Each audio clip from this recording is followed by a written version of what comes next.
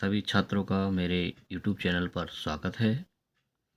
PDF present bank का question number 7 जो हमारे इस वर्ष की परीक्षा के लिए इम्पोर्टेंट है, प्रश्न नंबर 7। तो आज चलिए देखते हैं हम इसे। आकृति में DE समांतर BC है। आकृति में क्या है? DE समांतर BC है। तब हमें EC ज्ञात करना है। यानी कि इसमें क्वेश्चन दिया गया है, प्रश्न 7 है, आकृति में DE समांतर BC है, EC भुजा हमें ज्ञात करनी है। तो चलिए देखते हैं। हमें ये एक चित्र दिया गया है, A, B एंड C, जिसमें DE समांतर, जैसा कि क्वेश्चन में लिखा हुआ है DE समांतर BC, तो DE रेखा BC के समांतर है, जिसमें हमें AD बराबर 1.5 यानी 1.5 और DB बराबर 3 सेंटीमीटर की भुजा दी गई है। इसमें AE का मान 1 सेंटीमीटर है और EC का मान हमें निकालना है। क्या करना है? EC का मान हमें निकालना है। हमें AD भुजा भी दी गई है, D भुजा भी दी गई है, DB, AE भुजा भी दी गई है और EC भुजा हमें निकालना है। तो चलिए देखते हैं फिर हम आगे। हमें जो जो दिया है हमने नोट कर लिया। हल करते हैं। सबसे पहले हमें क्या दिया है? एक दी है भुजा AD, जिसका मान 1.5 सेंटीमीटर है। फिर हमें दूसरी भुजा दी है AE, जिसका वैल्यू 1 सेंटीमीटर है।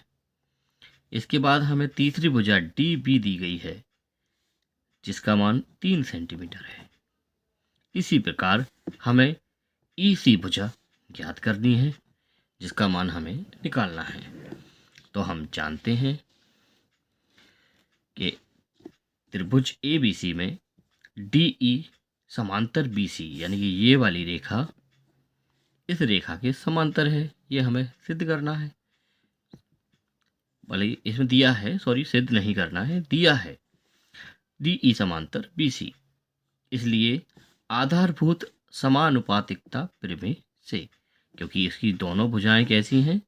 समान हैं, तो हमें DE समांतर BC की समानुपातिकता प्रमेय से, आधारभूत समानुपातिकता प्रमेय से, इससे दिया गया है। अब जो भुजाएं हमें दी गई हैं, जैसे चित्र में दिया गया है ADDB, यानी कि ADDB, एक लाइन पर दो भुजाएं दी गई हैं, जिनके दो भाग दिए गए हैं। एक भाग दिया गया है AD और दूसरा भाग दिया गया है DB। तो हम इनकी वैल्यू को रख लेते हैं। जैसे हमने रखा AD बटे DB, उसी प्रकार से AE बटे EC, AE बटे EC, हमने दोनों भुजाओं को यहाँ रख लिया और सामने वाली दोनों भुजाओं को यहाँ रख लिया। अब हमें AD का जो वैल्यू दिया गया है वो कितना है? 1.5, तो हमने AD की जगह रखा 1.5। इसी प्रकार से DB बराबर 3 दिया है, तो DB की वैल्यू कितनी है? 3 सेंटीमीटर। इसी प्रकार AE की वैल्यू कितनी है?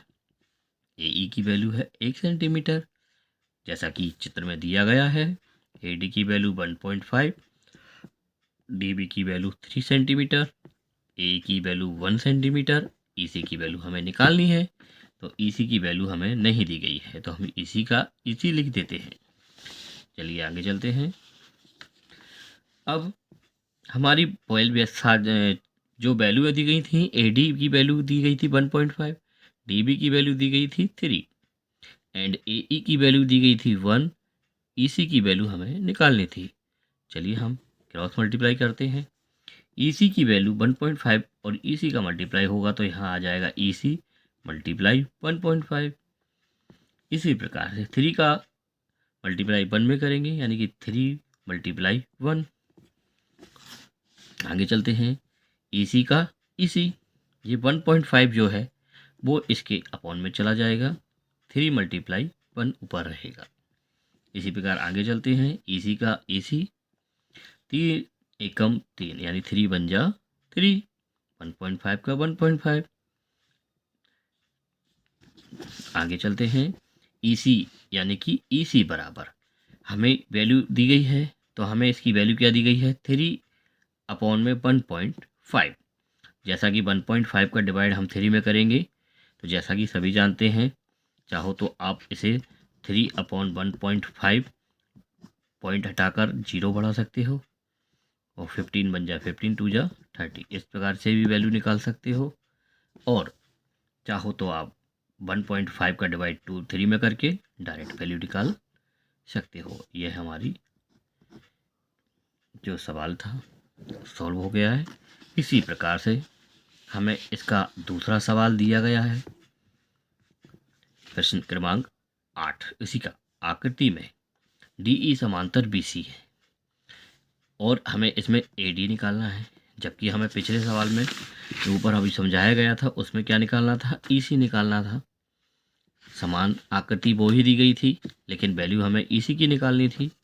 इसी प्रकार से इस सवाल में हमें जो वैल्यू दी गई है वो DE समांतर BC तो है, लेकिन AD हमें इसमें निकालना है, यानी कि हमें AD वाली वैल्यू निकालनी है, जबकि हमें DB की वैल्यू 7.2 दी गई ही है और ADE की वैल्यू 1.8 दी गई है और EC की वैल्यू हमें 5.4 दी गई ही है। तो सभी छात्र, जैसा मैंने अभी ऊपर सवाल करवाया है आपको, इसी प्रकार से आपको इस सवाल को स्वयं हल करना है। धन्यवाद। Thanks for watching.